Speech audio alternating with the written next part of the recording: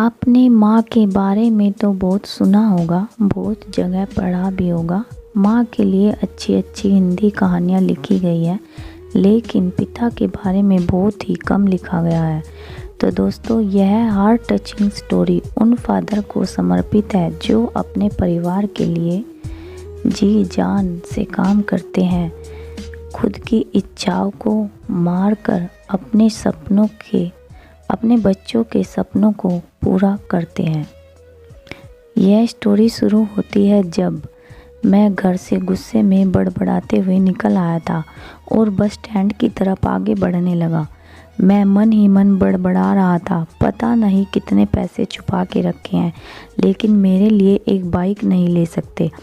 अब मैं यहाँ से चला जाऊँगा और तब तक वापस नहीं आऊँगा जब तक मैं खुद के पैसों से बाइक नहीं खरीद लेता।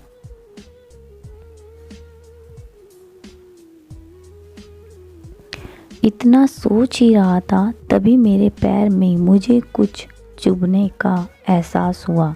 नीचे देखा तो समझ आया कि जल्दबाजी में पापा के जूते पहन आया हूँ। उन जूतों में कील उभरी हुई थी जो मेरे पैर में बार बार घाव किए जा रही थी, लेकिन उस समय गुस्सा अधिक था तो मैं बड़बड़ाते हुए आगे बढ़ गया। एकाएक मुझे याद आया कि मैं पापा का पर्स भी साथ ले आया हूँ। मेरे खुरापाती दिमाग में एक ख्याल आया, क्यों ना आज पापा का पर्स चेक किया जाए, जिसे आज तक उन्होंने किसी को हाथ तक नहीं लगाने दिया था। पता नहीं कौन सा खजाना छुपा है इस पर्स में जो किसी को हाथ नहीं लगाने देते थे। जब मैंने पापा का वह पुराना पर्स खोलकर देखा तो उसमें पैसे तो नहीं मिले, लेकिन पैसों की जगह पर एक डायरी मिली। तब मैंने सोचा, ओहो, तो यहाँ खजाना छुपा रखा है। मैं समझ रहा था कि यहाँ पापा ने लिखा होगा कि कितने पैसे लेने और किसको कितने पैसे दिए गए हैं, लेकिन मैं गलत था। जब मैंने उस छोटी सी डायरी का पहला पेज खोलकर देखा तो वहाँ पर जो लिखा था वह थोड़ा सीरियस कर देने वाला था। डायरी में जो लिखा था उसे पढ़ने के बाद मेरे चेहरे पर जो एक्सप्रेशन थे वे गायब हो चुके थे।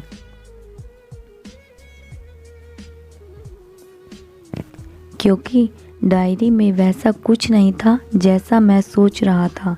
वहाँ पर उन पैसों का हिसाब लिखा हुआ था जो अलग अलग कामों के लिए अलग अलग लोगों से उधार लिए गए थे।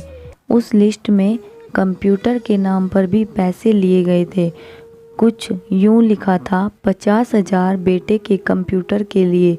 यह वही कंप्यूटर था जिसे मैं आज तक यूज कर रहा हूँ, लेकिन मुझे ये पता नहीं था उस कंप्यूटर को खरीदने के लिए पैसे कहाँ से आए थे, लेकिन आज पता चल रहा था। मुझे आज भी याद है जब मैंने पहली बार कैमरे के लिए जिद की थी, जो मेरे पापा ने मुझे 2 हफ्ते बाद मेरे बर्थडे पर ला कर दिया था, जिसे देखकर मैं बहुत खुश हुआ था। और मुझे खुश देखकर मुझसे कहीं ज़्यादा अगर कोई खुश था तो वह थे पापा। अब मेरे चेहरे से गुस्सा एकदम गायब हो चुका था। जब मैंने आगे का पन्ना पलटा तो वहाँ पर कुछ विशिष्ट इच्छाएं लिखी हुई थी।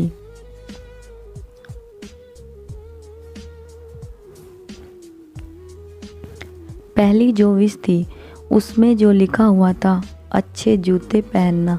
ये बात मेरी कुछ समझ नहीं आई। तभी मेरा पाँव अचानक सड़क पर भरे हुए पानी पर जा पड़ा और तभी मेरे पाँव में कुछ गीलीपन होने का एहसास हुआ। जब मैंने जूता उतार कर देखा तो उसका तला टूटा हुआ था। यह देखकर मुझे डायरी में लिखी बात याद आ गई। तभी मुझे माँ पापा की कई बातें भी याद आ रही थी कि कैसे माँ जब कहा करती थी पापा से, अब तो जूते पुराने हो गए, नए ले लीजिए, तो पापा अक्सर यह कहकर टाल दिया करते थे, जूते अभी और चलेंगे, अभी कुछ दिन पहले तो लिए थे, मुझे आज समझ आ रहा था कि कितने दिन और चलेंगे। साथ ही साथ यह भी समझ आ रहा था कि पापा पर्स को क्यों छुपा कर रखते थे। तभी उस डायरी को पढ़ते हुए बस स्टैंड पर पड़ी बेंच पर आकर बैठ गया। अब उस डायरी का आखिरी पन्ना बचा हुआ था। उस पन्ने को जब मैंने पलट कर देखा तो वहाँ कल की डेट लिखी हुई थी। तारीख के नीचे लिखा हुआ था 50,000 रुपये बाइक के लिए। बस इतना पढ़ा और दिमाग सन रह गया। अब मेरे मन में कोई शिकवा गिला नहीं बचा था। बस मेरी आंखों में आंसू चले जा रहे थे। मुझे आज तक नहीं पता तब मैं क्यों रोए जा रहा था। अब मैं जल्दी से घर की तरफ भागा, लेकिन जूतों की वह कील पाँव में अब तक घाव बनाने में कामयाब हो चुकी थी। मैंने जूतों को रास्ते में ही निकालकर फेंक दिया और भागते लड़खड़ाते हुए घर जा पहुंचा, लेकिन पापा घर पर नहीं थे। मैं समझ गया कि वह कहाँ थे। मैं सीधा पास वाली बाइक एजेंसी की तरफ भागा। पता नहीं आज कहाँ से इतनी ताकत आ गई थी कि मैं भागते हुए थक नहीं रहा था, और वह भी बिना जूतों के नंगे पैर। जैसे तैसे मैं बाइक एजेंसी पर पहुंचा। पापा वहीं थे। मैंने पापा को दौड़कर गले लगा लिया और मेरी आंखों से आंसू रुकने का नाम ही नहीं ले रहे थे। पापा को समझ नहीं पा रहे थे आखिर हो क्या रहा है, मैं क्यों रो रहा हूँ। मैंने पापा से कहा, पापा मुझे मोटरसाइकिल नहीं चाहिए, आप अपने लिए जूते ले लीजिए। अब आज से मैं जो भी करूँगा अपनी मेहनत से अपने बलबूते पर पढ़कर करूँगा। दोस्तों बस इतनी सी थी ये कहानी। तो आपको हमारी यह कहानी कैसी लगी? हमारी वीडियो को लाइक करें और चैनल को सब्सक्राइब करें। घंटी को दबाकर ऑल कर दीजिए ताकि सभी नोटिफिकेशन आपको मिलती रहे। हमें कमेंट ज़रूर करें और हमारे चैनल को सब्सक्राइब करें। धन्यवाद दोस्तों।